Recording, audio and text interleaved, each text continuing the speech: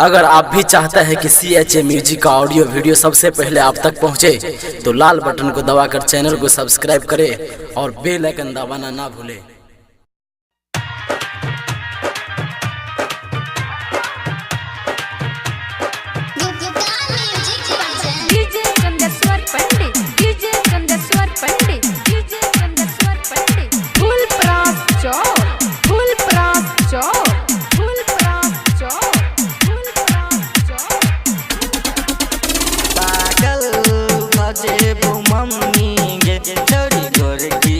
प्यार में पागल भजे वो मम्मी गे छोरी गोरकी के प्यार में